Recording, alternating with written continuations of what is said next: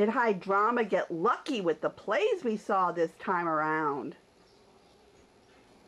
The Mint revived A. A. Milne's 1922 play, The Lucky One, directed by Jesse Marchese, in which the golden boy of the Farrington family, younger son Gerald, is a rising star in the Foreign Service, an athlete engaged to a beautiful girl, Pamela, who was originally his older brother Bob's girlfriend. But Well, Bob, she was more a friend. okay, a friend who's a girl. But at any rate, Bob is in trouble because he was in a business that he really isn't suited for, and his Sort partner, of like the Wall Street of London. and his partner was disreputable. But he's the one who's going to get in trouble for it. Because Bob really wanted to go in the Foreign Service too. He never wanted to go to the city. Mm-hmm. So again, it's a family story, and it's you know, like, which one will eventually get Pamela, who is an underdeveloped character. The best character is the wise old Anne, played by Cynthia Harris. Yeah, who we adore. Yes, we do, from Tact and other things. So it was this basic sibling rivalry, and I could totally relate to Bob because although he was the older one and I'm the younger sister, but my older sister always gets all the attention. She's the favorite. So, but the thing is, I found the characters just so unpleasant. And like you were saying before, Pamela was a bone of, they were like two dogs with a bone, and she was like the bone of contention between them. There were lots of bones of contentions. But not developed enough as a character. But still, I love watching the Mint's productions. They're always very elegant and beautifully performed. Yeah, the trouble is I didn't like the character so much because the lucky brother, the golden child, he always had a supercilious smile on his face, and the other one was always so gloomy. So I wish they kind of split each other's personality in half. So I'm giving it a happy face minus. I actually agree. Another family drama in Chisa Hutchinson's Somebody's Daughter, which delves into a seemingly typical Asian family. Tiger mom with overachieving, dutiful daughter Alex, and hard-working husband achieving the successful American dream. Soon we learn at what cost they pursue their goals.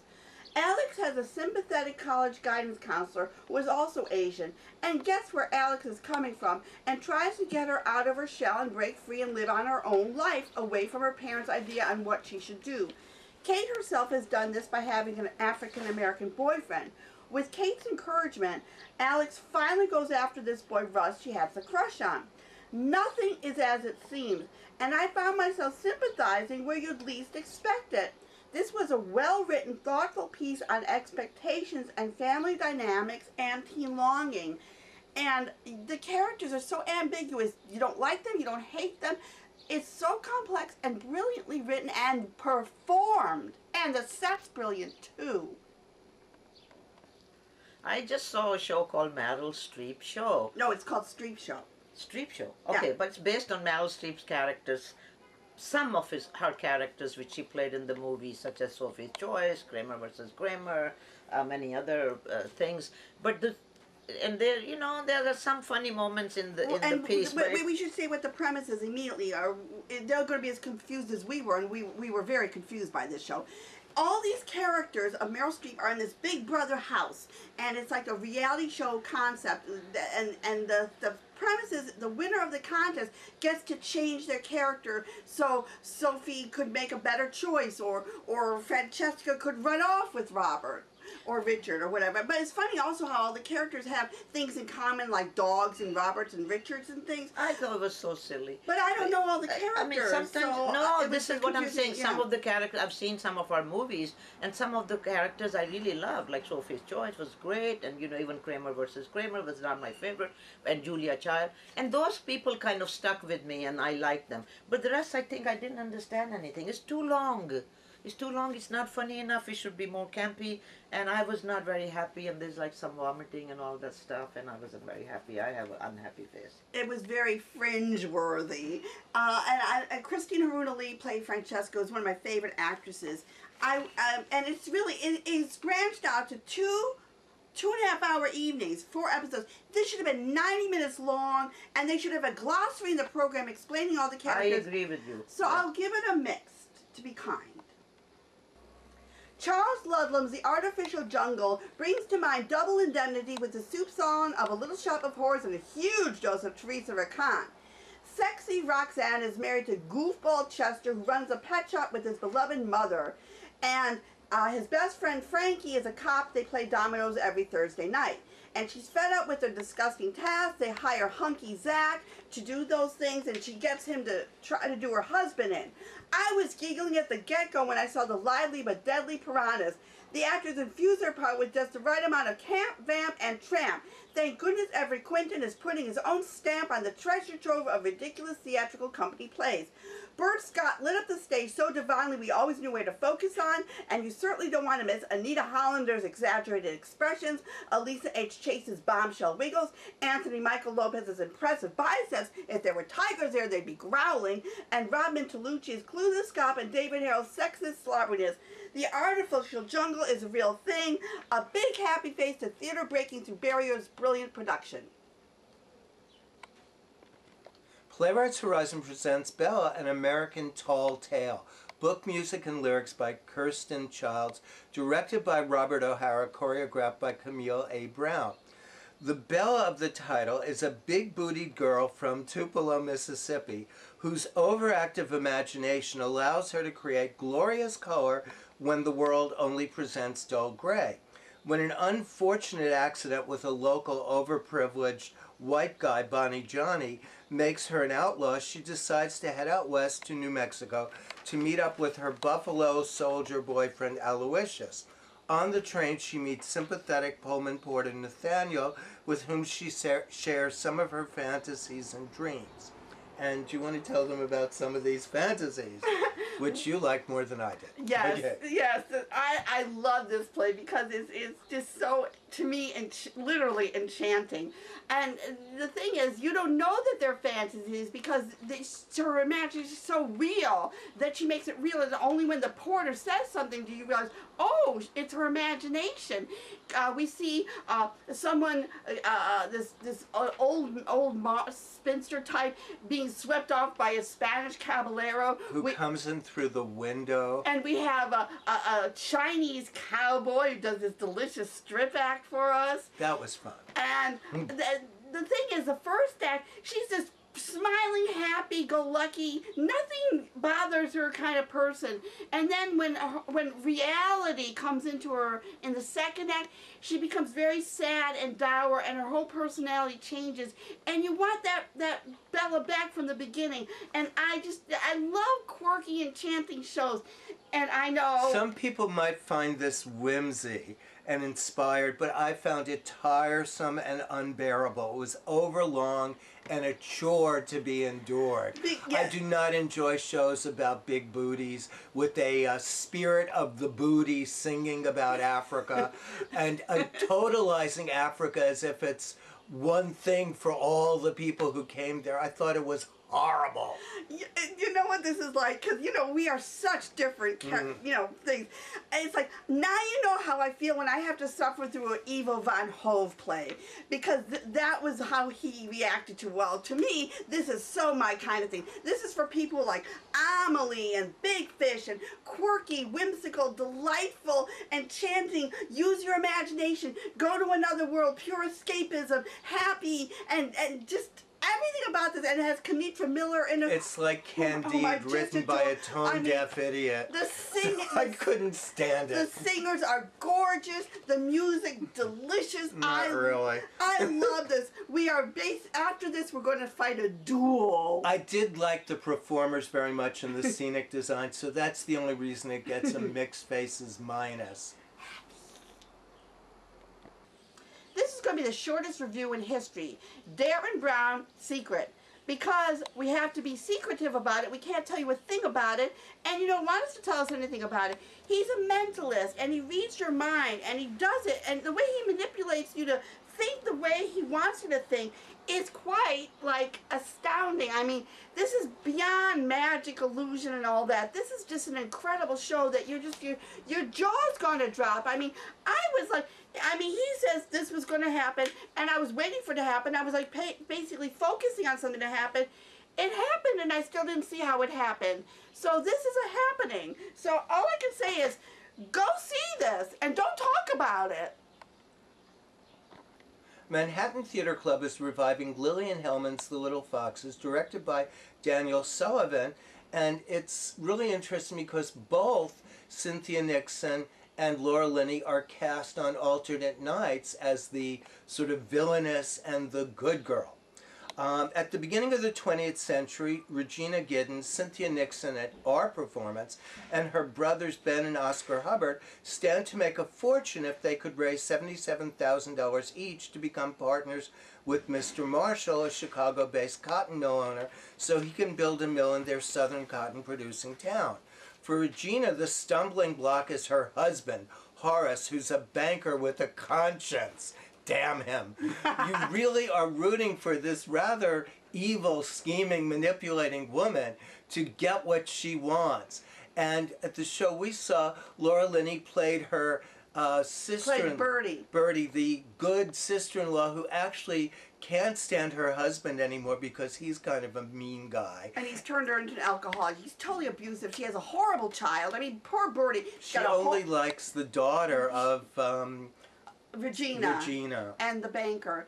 Yeah, and the thing is, it's like she's like this cowering, you know, lets everyone trample her, and then Regina, the other character, is the one who's like in charge and tramples all the men and everything. So it's cool that the two of them get to play each other's parts all the time.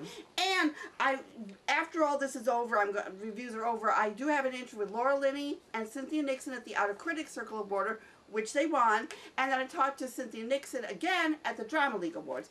But this was such a tour de force on both their parts, and it's just such a delicious play to see the manipulations, and you're rooting for this woman, because this is the early 1900s where women were basically, like Bertie, kept in their place, and she was outmaneuvering her sly, despicable, disgusting brothers. So, I mean, it was just a lot. It was ferocious and fun. It's a very classically done play. There are no real surprises, but it's Sullivan directed a very enjoyable ride. Yeah, we should mention Daniel Sullivan. I did. Good. J.T. Rogers has written Oslo, which is directed by Bartlett Sher, and it's about the famous Oslo Peace Accord of 1993, which was the brainchild of Terje Rod Larsen and his wife in Norway. And Larsen had this crazy idea that if you could just leave the politicians out of it and just have a Palestinian and an Israeli meet on neutral ground without any interference from America or the powers that be in their respectively angry countries, then something might be able to be accomplished.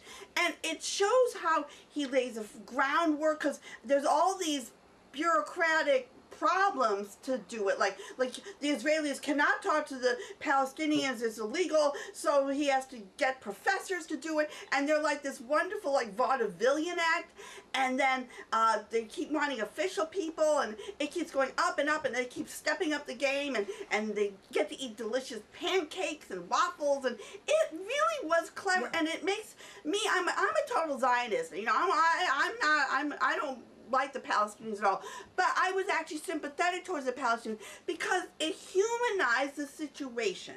And I think what's really interesting, it was the Norwegians' idea to get these enemies to sort of respond as humans, have dinner with each other, and argue the way friends would. There were fireworks because the issues are so volatile. Everyone in the cast was brilliant, but I especially liked Michael Aronoff because I thought he gave the showiest and most exciting performance as the aggressive, self-satisfied, but ultimately likable and compelling professional Israeli negotiator who was representing Paris.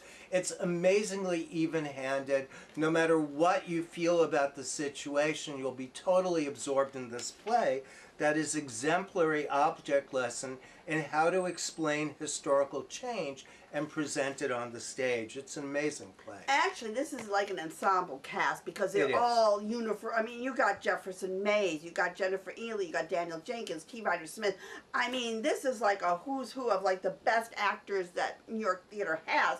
And so this was just astoundingly good. And I got a conversation with J.T. Rogers, the author, at the Outer Critics Circle Award, which he won. He also won the Drama Desk and everything else. So he might, oh, and we should say, we are taping this on June 11th, Sunday morning. So we have not seen the Tony Awards yet. So we do not know who won the Tony Awards yet while we are taping this show. But it's a great show. It's a must-see no matter what the outcome. And now to continue my conversation with Celia, Berk, and Sidney Myers about their benefit going on Sunday, June 25th at Don't Tell Mamas to benefit the Trinity Church. And Sidney Myers talks more about Don't Tell Mama. Then I will talk to Cynthia Nixon, who I talked to at the Drama League and the Outer Critics Circle Awards, Laura Linney at the Outer Critics Circle Awards, and J.T. Rogers at the Outer Critics Circle Awards. You're coming here June 25th? I'm going to be here as part of a group, which is the 2017 MAC Female Vocalist nominees decided to come together and do a program together, which we are told is unprecedented, that the nominees even speak to each other, but it was an amazing category, and I remember looking at the nominations and going, I don't even know who I'm going to vote for. That's just incredible. So we're doing it on the Sunday of Gay Pride weekend at 4 o'clock here at Don't Tell Mama. And we hope that everyone will come. It is a fundraiser for LGBTQ youth. I think I've gotten my numbers, my alphabet mixed up a little. A youth program for Trinity Place Church. So come and support us. And we're each doing some of our signature songs, and we are closing with 5-part harmony of an Anne Hampton Callaway Michelle Browerman song. So we think we've done something special. And so tell us what's coming up with Don't Tell Mama. Well, many things. We just are enjoyable tonight, just for the record, is the end of a fabulous month-long run of the Broadway and cabaret star Karen Mason, who in 1982 opened Don't Tell Mama with the late, great Nancy Lamott. And she's been here for a month of Sundays and Mondays. It's been spectacular. The last time she visited was after 33 years in 2015, and it was 8 shows originally that turned into 14. There were lines out the door, and she won the 2 MAC Awards as the Celebrity Award and Show of the Year. And this run has been equally outstanding. And she had gotten a rave in the New York Times last time. I mean, everything about her returning is miraculous. I mean, what careers last 33 years, and what clubs last 33 minutes? Especially cabaret ladies. Yes. So who's coming up in June? Well, we have these wonderful MAC nominees that Celia told you about. Is really quite unprecedented that they all joined forces. These phenomenal women and great performers to do this show, which is a benefit during Pride Month, and it's just a win-win for everyone. Here we are with Cynthia Nixon. I saw your Regina. Oh, you did. But I saw clips of you as Birdie. And my God, you were brilliant in both parts. They are both great, great, great parts. It's just so cool that you get to play this all-powerful and manipulative and the meek, cowed, but she gets her own at the end. So it's like, I love that you get to do both parts. I mean, it's such a clever idea. Yes, Birdie certainly doesn't win, but perhaps as a proxy through the next generation, Birdie wins. Yeah, because she has that one speech at the end. And she puts everything into her niece. You know, she doesn't have much belief in her son, but she thinks her niece is just the greatest thing that ever happened, and she wants to prevent her niece from making all the mistakes that she made. And she really, in the third act, she finally gets to warn her, and I think Alexandra, her niece, really hears her. This is a really powerful female play on all ends of it. Yes, it is. Lillian Hellman knew what she was doing. So I loved you at the Drama League luncheon when you and Laura Linney got up together to give you a speech. That was brilliant. So fortuitous that they sat us next to each other. That never happened, so we thought we'd take advantage of it. Are you two thinking of going on the road with Sideshow next? Yes, I think we have to, keep figuring out what other plays we can do together next season, because we're just going to be so lonely without each other. I mean, you're used to this because you once did like 3 shows at the same time and you would run around. I did 2 shows at the same time, which was an interesting kind of feat in and of itself, but it isn't as special as what Laura's wonderful idea of doing this together has created. You know, it's a real sisterhood and, I don't know, a joint endeavor, figuring out a character for yourself, but, you know, with a trusted advisor that you can check in with every night if you want to. Yeah, you can say, oh, I like what she's doing. Yes. What do you think about that moment? You know, too much? Yeah. So. We are with Laura Linney. and you're wearing a I'm wearing a scarf that has foxes on it that Jane Greenwood, our designer, gave me. Yeah, it's just a wonderful opportunity, and you know, I love going to work every day. And I love the way it talks about women in such a real manner. Yeah, I mean, Little Foxes is a feminist play. I mean, it really is, and being able to play both parts sort of gives you a full circle of what that represents. So, how do you feel after each performance? Are you like empowered after you do Regina and then really depressed after doing Birdie? No, you just feel good because you're in a wonderful production surrounded by wonderful people, so you just feel privileged and happy. Here we are with J.T. Rogers. what a year this has been for you. Oslo is just sweeping up everything. It's just such an honor. It's hard to see straight. Thank you. And you bring history to life. I actually didn't know about the Oslo Accord. I'd forgotten all about it. And you make the Palestinians so sympathetic, which surprised me. Well, you know, I think that your job as an author is only to put people on stage that you admire or you love. Some you like, some you don't like, but you admire or hopefully love them. And for me, the characters who are the Palestinians, characters Israelis, characters Norwegians are all characters that I thought were extraordinary and wanted to share with the audience. I love the way also you humanized history. You made them about people and not about the politics, which is very difficult to do. I mean, that must have been, how did you create this brilliant play? Well, you know, Tip O'Neill, who was Speaker of the House when I was a young'un, had a famous saying that all politics are local, but I think as an artist, in reality, all politics are personal. And so in a way, it is in one way difficult to make it, but in the other way, if you sort of really let yourself focus on it, politics are personal, and people are fighting over not just ideas, but their children and their futures and things they care about, and how contradictory and strange all of us are when we get into the things that matter most to us. And isn't it interesting that Oslo and the band's visit about Jews and Arabs both come at the same time?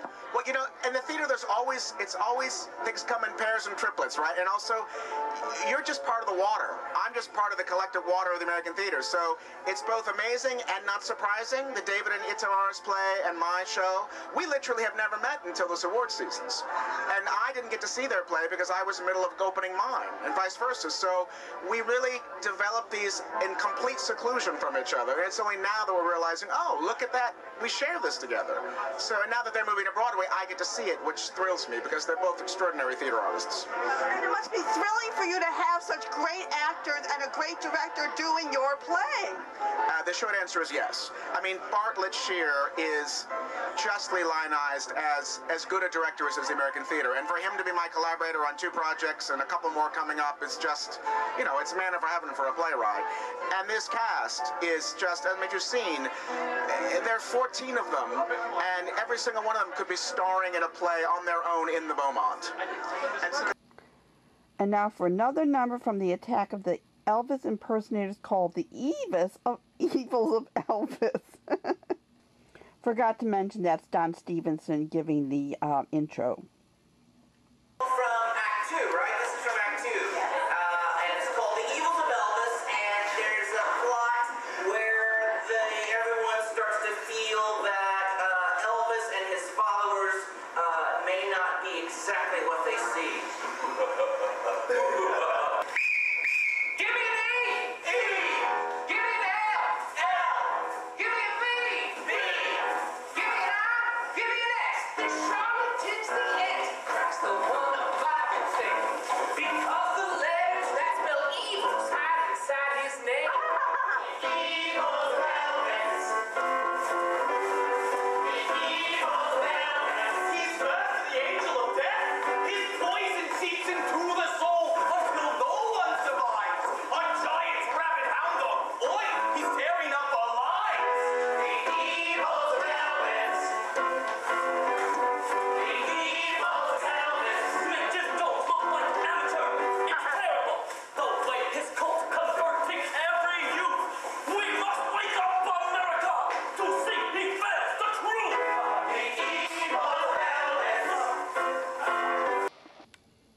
Now for plays closing. Government Inspector was so funny.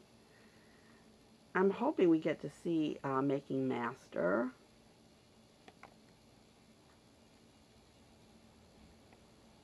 And Not Water, both at the Foundry.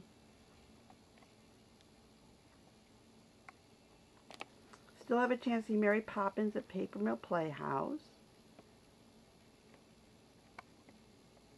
You can see all of our interviews and everything else on Facebook.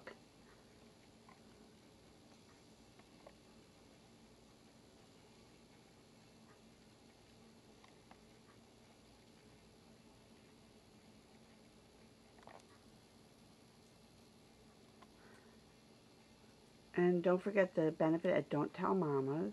And other events that are going there. Lots going at Feinstein's, the Goodbye Girl in concert.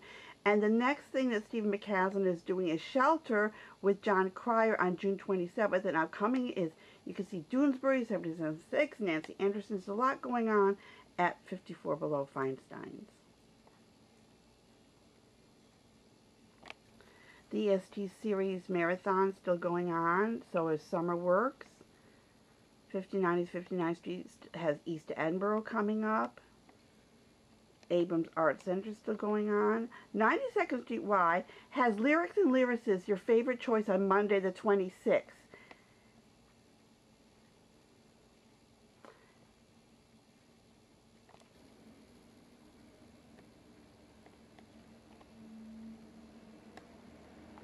And La Mama's winding down.